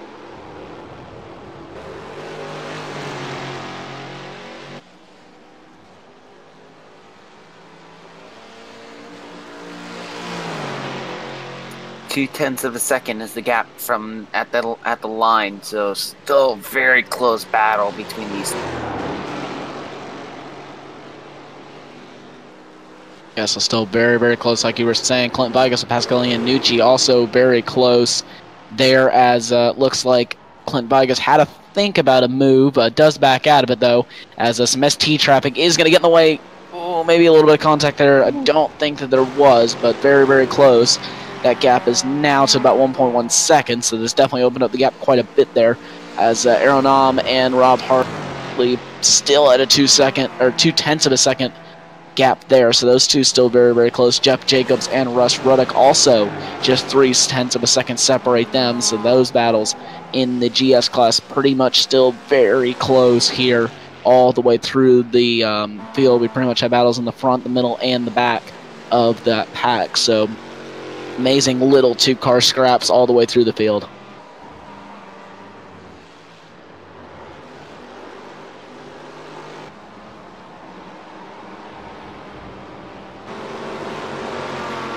Keep an eye on Jeff Jacob and Russ Ruddock, and going back over to the lead battle. Half a second the gap. Aero Nam just runs a cleaner line, and Hartley just having issues. He's struggling. Probably about, say we got about 2-3 laps to go, and Hartley's now dropped to 0.8 of a second the gap now. It was before that last time at the line, it was about 0.2 of a second, so Hartley's really struggling now. Hartley definitely struggling, and I think that this is going to give the win over to Aero.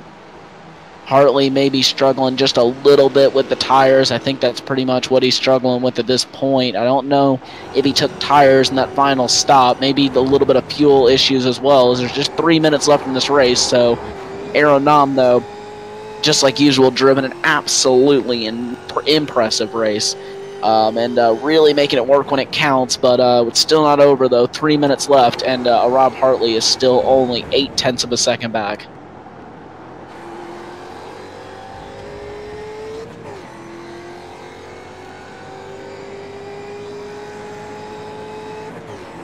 Just want to see if he's lifting down here.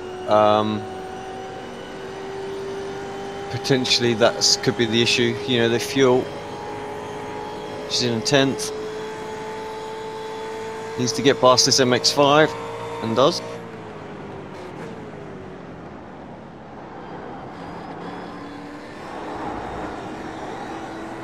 I'm got a little loose there on next. You just can barely see the wheel spin, and the tail get a little happy on there. Nom really stepped up that lap. A 30.9. Ah, well, they were similar actually. Not much time lost. Bit of traffic. This could be exactly what Hartley needs though, because Nom is having to wait behind it. Cost him big time. Oh, as Hartley gets all out of shape. Boy. So Hartley pushing just a little bit too hard, I think. Seeing that Aaron Nom was caught up in some traffic. He may get caught up in some traffic himself there, but wow. Nice save there by Robert Hartley. He got all sorts of sideways off of 3. That was his opportunity, really, wasn't it, there to close that deficit back up. Didn't happen. And now, nearly a second now.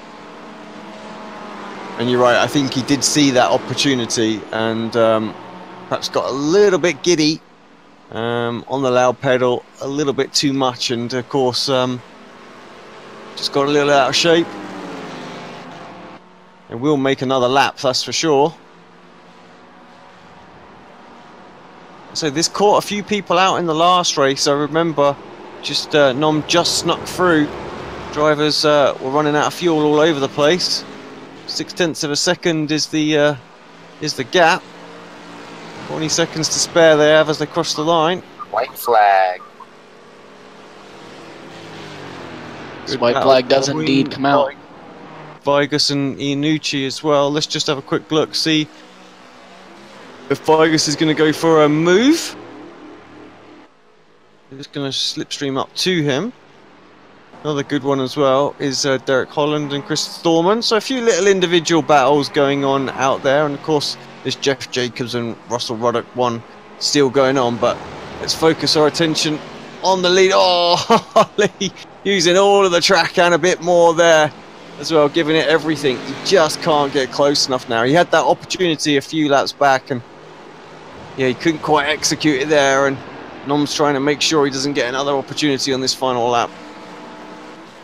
Yeah, I think he would be looking back at that, kicking himself that he didn't take that opportunity to get into the lead. He is 0.6 of a second back, so he's a little bit too far back to make a move down into 10A. So definitely really heartbreaking there for Rob Hartley. He knows probably that he had the opportunity to make the move. He is going to be 0.4 of a second as they head into the braking zone. So everything a little bit closing up just all the way through the field now, just 0.3 of a second as they're going to come out of 10B.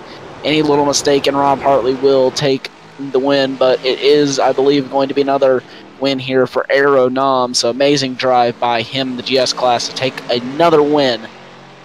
Rob Hartley comes home in second, and there's just 0.7 and 8. There's about a second now separating Clint Vigus and Pascal Iannucci. So Vigus, is that a fuel?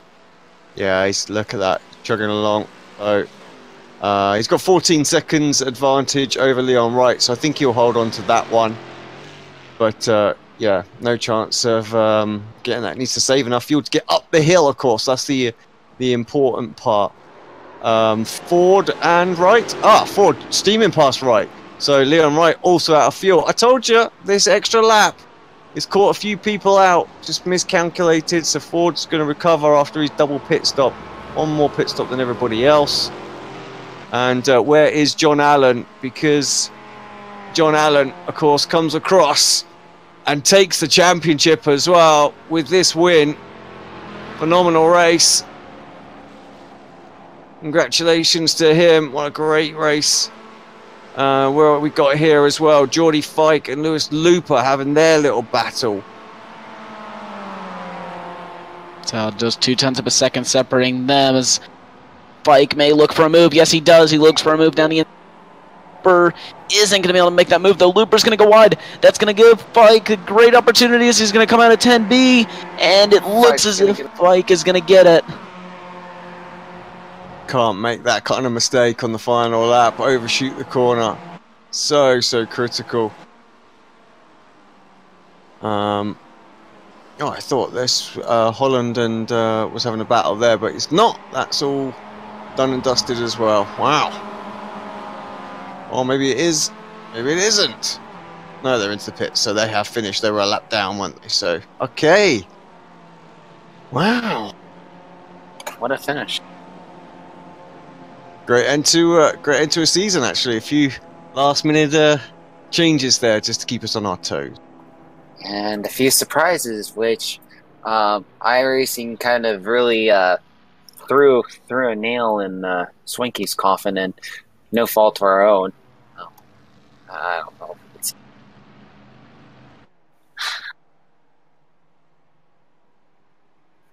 Oh boy. Well, especially with how that went. GS class field. Aero Nam pulls out the victory. Already have locked up the championship. And meanwhile, Robert Hartley finishes in second. Pascal Iannucci rounds out your top three. Then it's Clint Vigas, Kevin Ford for your top five. Further down the field, Leon Wright, Russ Roddick, Jeff Jacobs, the last few cars on the lead lap in the GS class. Steve Daniels, I believe, will win the GS Open category, finishing in 9th. Matthew Kalita in 10th, and Brandon Whitworth in 11th. Few cars not able to finish out the race. Robert Briss, Tyler Shiflett, Mike Dam having very unfortunate luck there, and then Michael Burgett not taking the start, and that's rounding out your GS field.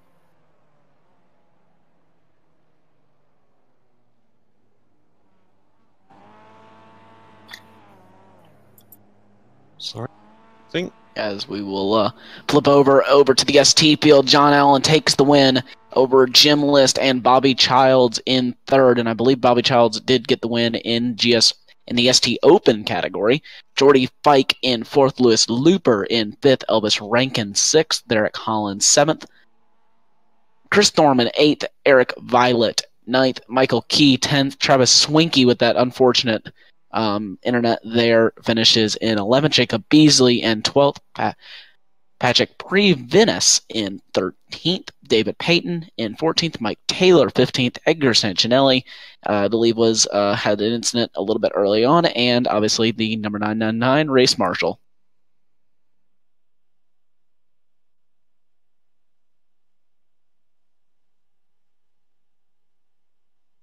Well, what a great finale to the championship. I'm sure we're going to get a few people in for an interview. Indeed, we do have our GS champion and race winner, Aero Nom. Over to you, Mr. Vickery, for the interview with Aero. If I can get him over, and my mouse.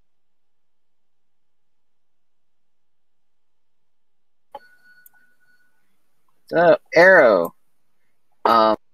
Okay, what's going on here? Hey. Alright, there we go. Alright, Aero. What a race. Definitely had a little bit of panic control, but able to just pull out the win, get the bragging rights off of, keep the bragging rights for yourself, not letting Robert beat you again. Great run overall. How was the whole race in general for you? Well, the beginning was good. I was able to get away, but yeah, in lap 8, me and Mike came together. I'm just checking the replay. Yeah, we both moved, I think. Yeah, just having a very unfortunate incident there. I unfortunately myself, I was still on the way to work, so I missed out on that incident. But I know it really was a big make or break there for Mike Dam, but it was still some great hard racing for you guys as well. Fuel strategy wise, were you planning on doing a like the normal 2 or 3 stop, or were you just focusing on more just trying to run a clean race? Yeah, it's always 2 stop. Just the question is if you take full fuel in the first stop or you short fill in the first stop. So I usually play by the traffic, and this time it was better to take the full fuel in the first stop and at the end short stop. Absolutely. Great battle with Robert Hartley as well. Able to take the win, as well as already secured your championship. So congratulations on that again. Definitely have any shout outs as well.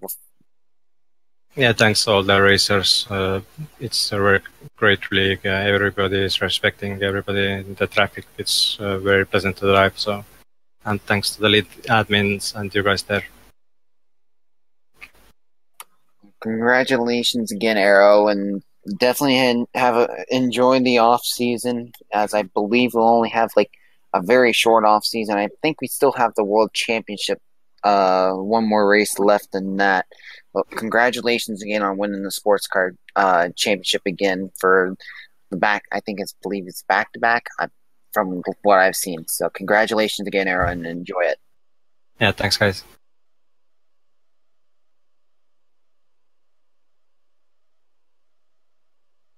Right, up next, we've got John Allen. So, Tyler M, if you wouldn't mind taking this one. So, John, absolutely amazing drive from you here today. I believe that wraps up the championship for you as well. I believe you won just by about 9 seconds there in the end. So, awesome job. What was your take on the race? Oh, well, a couple things. 9 seconds became 3 or 4 there at the end because with about 2 laps to go, I almost threw it away in turn 1, but managed to collect it after really being in a zone for a lot of the race, just kind of running alone. But that being said, wins are great, championships are great. It sucks to get it the way that it happened with Travis's disconnect. It's kind of melancholy, honestly, but would love to have been a more competitive ending for sure. But as far as the race itself, I had a setup that was very repeatable on warm tires, which is why I didn't bother taking him the first stop. Kind of get away from traffic and just lay down some laps, and it wound up being about 22 laps straight within the same 2/10 window or so average, barring the draft or traffic. So felt really good about that, and actually got my first incident on my first flying lap after getting tires. I got so used to running on the worn ones. So so it's very, very rhythm oriented track, and if you find it, it's fantastic, and if you don't, it can bite you quick. Well, absolutely awesome job by you. You definitely had this track really figured out here this afternoon. And didn't actually quite see what happened with you in turn 1, but definitely an easy thing to throw away here.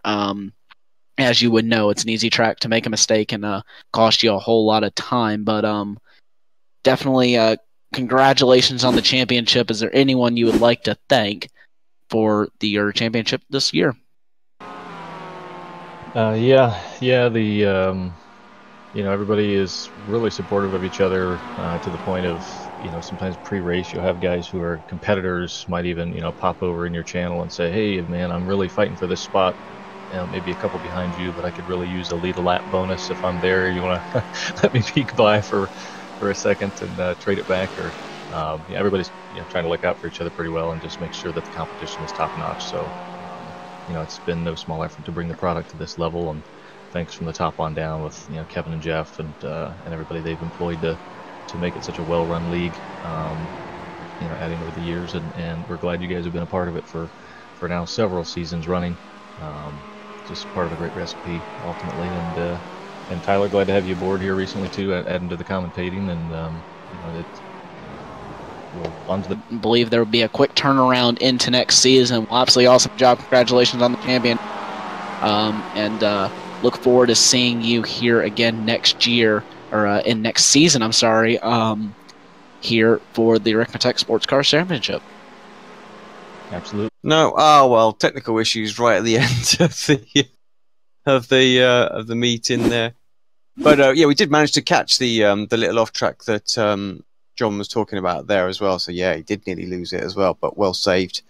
Anyway, right. I have to say, guys, I thought that was a thoroughly enjoyable championship, even though I only caught sort of every other race with Adam and myself sort of taking it in turns. It's been great to sort of have you guys on board as well. Congratulations to all the winners, of course.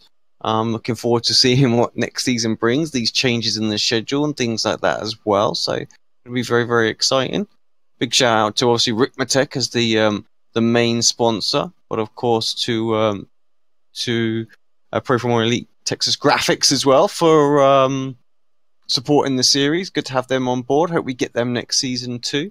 But yeah, all in all, thanks to the league admins for putting it all on. Kevin and Jeff, you know, they need a big special shout out as well. So it's been a great championship. Of course, for the full final classifications, do head on over to the series website. I'll just bring up the details again. So extrememotorsports99.com for that, and you have the full standings that will be there as well. So yep.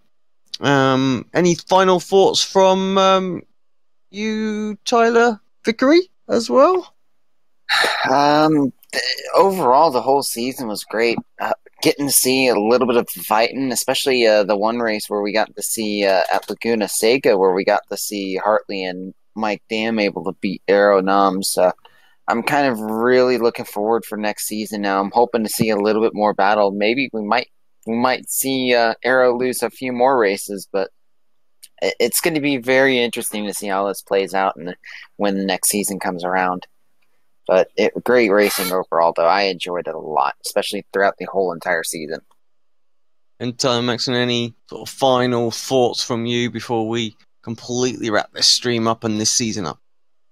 Yeah, just absolutely amazing championship. Obviously, I joined pretty much about middle way through the championship, but very, very excited to see that with what the new schedule is going to entail and how the championship is going to get shaken up. Hopefully, we have a little bit closer battles for the championship. I'd love to see a little bit of that next season.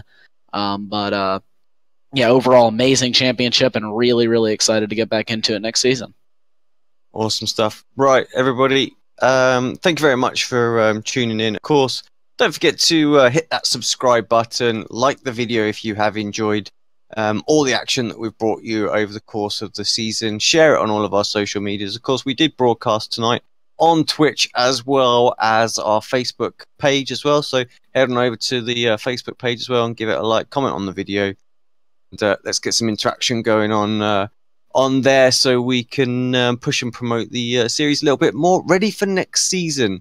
From myself, Alex Simpson, from the two Tylers, wish you a good evening, and we'll see you again for season 15 of the Ricmotech Sports Car Series. Good night.